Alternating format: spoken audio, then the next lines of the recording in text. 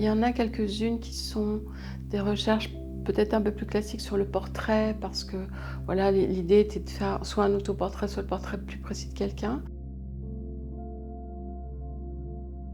Mais elle a aussi des œuvres où on sent qu'elle va esquisser une intention, qu'elle va pas pousser toute la surface de la même façon. Par exemple, les personnages, les robes, les étoffes sont assez affinées, les positions aussi, et d'un seul coup, les fonds vont être plus transparents, ce qui va d'ailleurs donner une perspective à l'œuvre. On va moins se sentir sur un seul plan, mais sentir que le personnage est devant et qu'à l'arrière, peint différemment avec des transparences, où on voit même pratiquement traverser la préparation de l'œuvre, qui la plupart du temps est claire dans des tons beiges.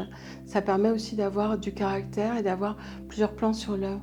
Après, elle a une technique assez impressionniste, en touche la plupart du temps. Elle n'est pas dans une précision. Puis après, elle a des petits tableaux qui sont des recherches. Par exemple, il y a ce tableau sur les roses et sur les fleurs.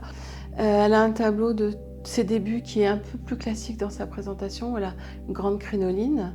Et après, avec le temps, les choses deviennent de plus en plus impressionnistes.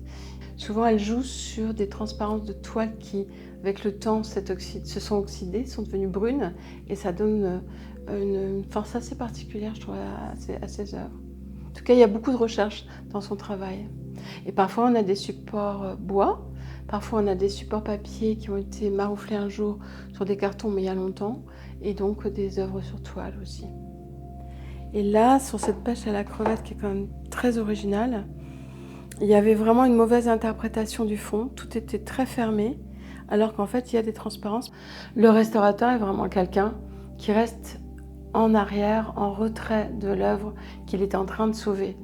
Mais c'est vraiment destiné simplement à redonner une lisibilité complète à une œuvre, mais avec le minimum possible, de manière à ce que ce soit l'œuvre qui soit mise en valeur et pas le restaurateur qui vienne la transformer. Il y a toujours un préambule à toute intervention, c'est vérifier s'il y a beaucoup de repeints, savoir s'il y a des repeints anciens ou des repeints récents. En général, j'utilise une lampe à rayonnement ultraviolet pour le faire, mais il y a aussi l'expérience qui fait qu'il y a des repeints parfois qui n'apparaissent pas, que je peux voir à l'œil nu. Repérer aussi les anciennes interventions de support, comme les rentoilages ou les refixages, ou les poses de pièces au dos.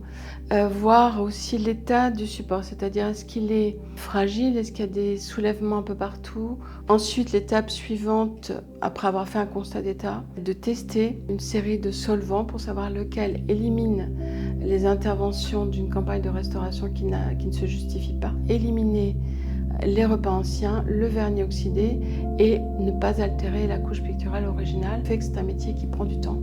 C'est que tout se fait par étapes très très minutieuses.